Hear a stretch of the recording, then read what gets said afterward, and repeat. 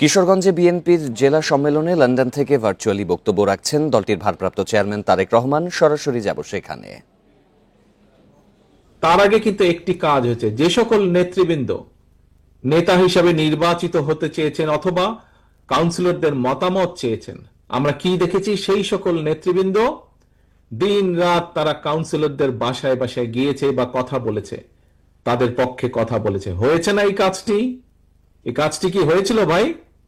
Councillor যারা বিভিন্ন পর্যায়ে আছেন গিয়েছেন।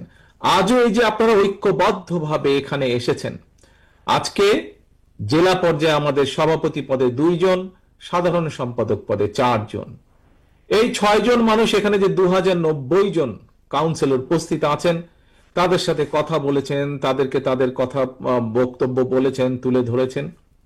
এর মাধ্যমে আজকে আপনারা একটু পরে ভোটাভুটির মাধ্যমে একটি সিদ্ধান্ত গ্রহণ করবেন। প্রিয় ভাই বোনেরা, দেখুন 6 জন প্রার্থী এখানে উপস্থিত আছেন।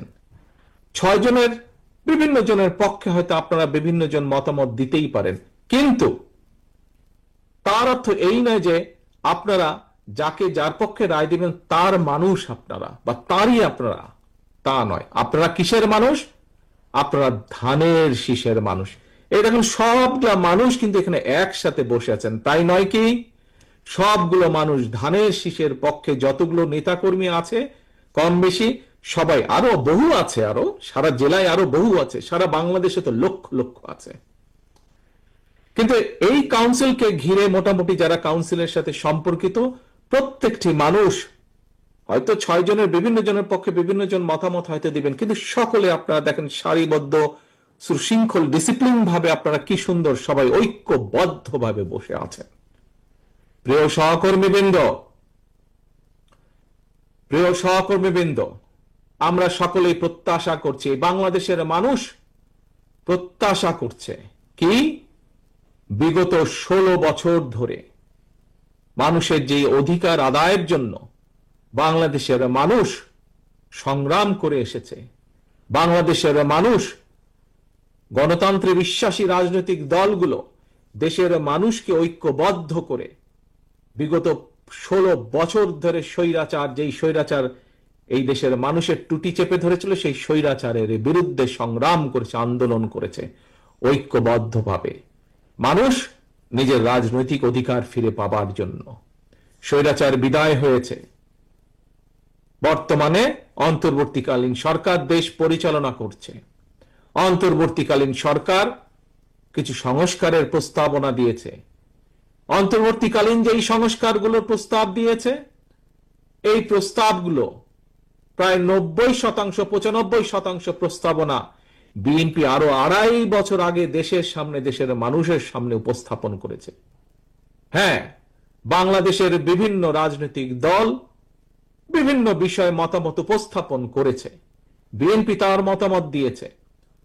হ্যাঁ, কোন কোন বিষয় হয়তো অন্য অন্য কারোর সাথে আমাদের মত পার্থক্য আছে, কিন্তু বাংলাদেশের মানুষের রাজনৈতিক অধিকার, ভোটের অধিকার এবং বাংলাদেশের মানুষের নিরাপত্তা এবং কর্মসংস্থানের ব্যবস্থা করে মানুষের বেঁচে থাকার অধিকারের প্রশ্নে বিএনপির কারো সাথে কোনো আপত্তি নেই, দ্বিমত নেই। অর্থাৎ বিএনপি এই কাজগুলো করতে চায়, এবং এই কাজগুলো যদি করতে হয়, দেশের ভবিষ্যৎ সন্তান যারা, আজ যারা শিশু, আগামী দিনের ভবিষ্যৎ যারা, তাদের শিক্ষা ব্যবস্থা গড়ে তোলার জন্য যা করা প্রয়োজন, দেশের নারীদের অধিকার প্রতিষ্ঠিত করার জন্য, নারীদেরকে স্বাবলম্বী করার জন্য যা প্রয়োজন, দেশের কিশোর যুবক, যে কোনো মানুষ যার এই মুহূর্তে কর্মসংস্থান নেই, সেটি দেশে হোক সেটি বিদেশে হোক, তাকে প্রশিক্ষণ দেওয়ার মাধ্যমে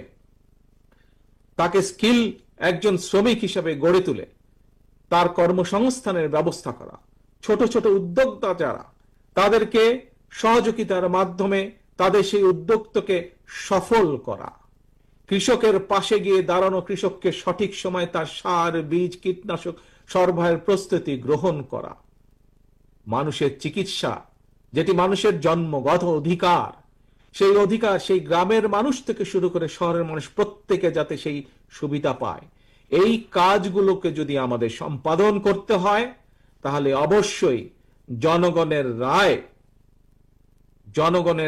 জনগণের মতামতের ভিত্তিতে, জনগণের সিদ্ধান্তের ভিত্তিতে একটি সরকার প্রতিষ্ঠিত হতে হবে, যেই সরকার জনগণের কাছে জবাবদিহি করতে বাধ্য থাকবে। এখন